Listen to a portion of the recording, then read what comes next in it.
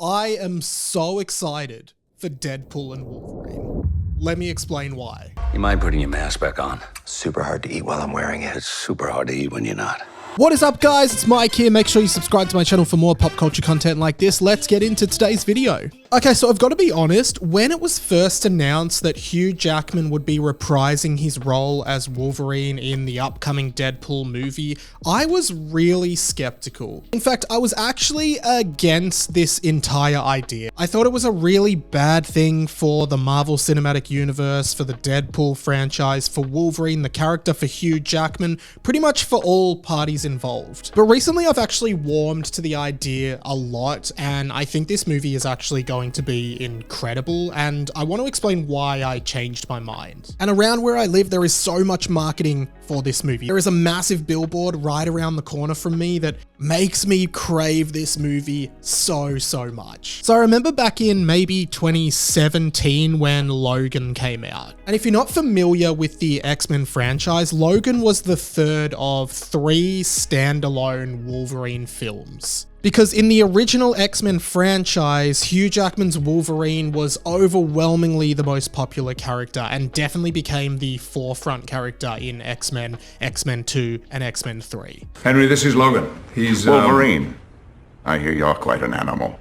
Look who's talking. And I guess this led to the studio wanting to essentially build, I guess, a cinematic universe at the time. And this was before the Marvel Cinematic Universe, right? And they had a bunch of ideas for X-Men standalone origin films. And the first one was X-Men Origin Wolverines, but there actually were originally plans for a bunch of others, including X-Men Origins Storm and X-Men Origins Magneto. And those second two never actually came to fruition. They never got made because X-Men Origins Wolverine didn't do as well critically and probably commercially as they would have hoped. And that's when the X-Men franchise was almost soft rebooted, but not entirely rebooted with X-Men First Class, which was kind of like an alternate continuity kind of thing for the series, where all the characters were replaced with new younger actors, but the old actors could still appear as like alternate versions of them. And we were thinking, you should be Professor X, and you should be Magneto.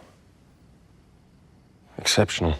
In the meantime, Wolverine got another movie that was just called The Wolverine, which was set in Japan and was actually quite good. And finally, to round off this Wolverine trilogy, as I said, was Logan. And Logan is really relevant to this video because it was sort of a last hurrah for the Wolverine character. Charles Xavier also appears, and Hugh Jackman at the time was really talking about how this was the Wolverine movie he always wanted to make. It was dark, it was noir, and it was very violent. In fact, it was R-rated. And I'm pretty sure I remember reading at the time that Hugh Jackman took a pay cut in order to make the movie more violent and therefore R-rated, because younger people wouldn't be able to buy tickets to the movie and it would make less money. So he needed to take a pay cut. But that allowed Logan to become this incredible film that was just like this vision that Jackman always had for Wolverine. He's supposed to be violent, there's supposed to be blood and death, which couldn't really happen in a PG or M-rated movie, or at least it had to be very watered down. And Logan was a critical success, it was commercially successful as well. It was honestly just a fantastic movie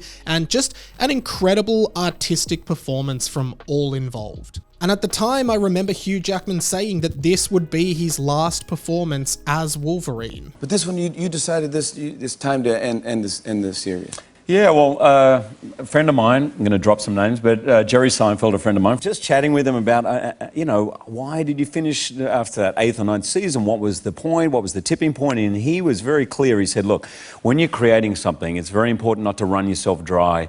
It's not about finishing on top necessarily, but making sure that you're creatively still got something left. He felt as though the story had wrapped itself up nicely. He had made the movie he had always wanted to make, and there was no reason for him to play the character again. And since around that time, the original X-Men franchise is pretty much dead as well. And for me, as a fan of Hugh Jackman, as a fan of Wolverine, as a fan of Marvel and X-Men, I was really happy for this to be the end of Wolverine on screen, at least as Hugh Jackman's iteration of Wolverine. It was the perfect send-off, and I really thought Hugh Jackman had finished up playing the character until I heard he was returning for Deadpool and Wolverine. To me, this felt like a betrayal of the character. Like, he was willing to come back and portray Wolverine in Deadpool, probably because of a huge pay packet waved in front of his face. I was disappointed with Hugh Jackman, and I was also disappointed with Marvel, because this movie, Deadpool and Wolverine, is supposed to introduce Deadpool into the MCU.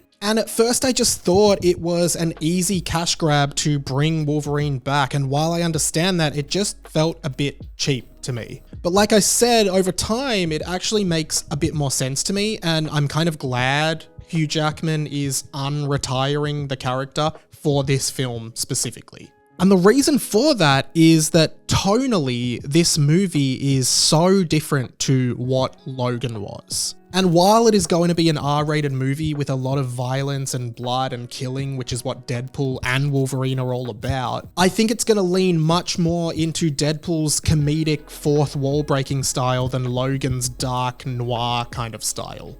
Oh, hello. I know, right? Whose balls did I have to fondle to get my very own movie? I can't tell you, but it does rhyme with Pulverine. And let me tell you, he's got a nice pair of smooth criminals down under.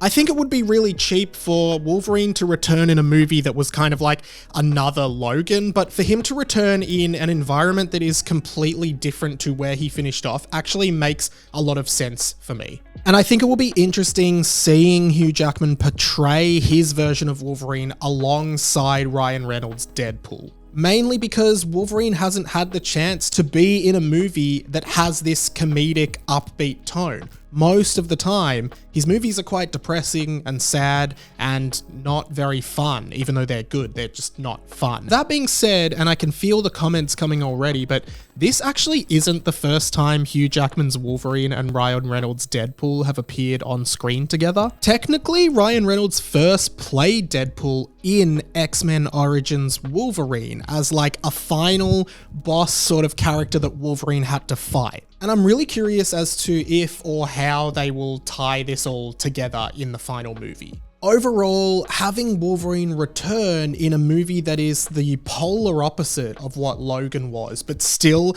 an R-rated, violent movie that Hugh Jackman wants to be Wolverine in, is perfect. And I'm actually really on board with this movie, and I cannot wait to see it. Hey, thank you so much for watching another video, guys. Make sure you leave a comment below. Are you excited for Deadpool and Wolverine? Will you be going the first night? What do you want to happen in the movie? I would love to know your thoughts down there. Thumbs up the video, subscribe to my channel for more videos like this. I also have a Patreon, patreon.com/RadioMike, and I would absolutely love to have your support there. Thanks to all my Patreon supporters so far. Check out some of my other videos, guys. If you like this, I know you will love all of those too. But for now, my name's Radio Mike, and this has been The Inside of My Mind. I'll see you later.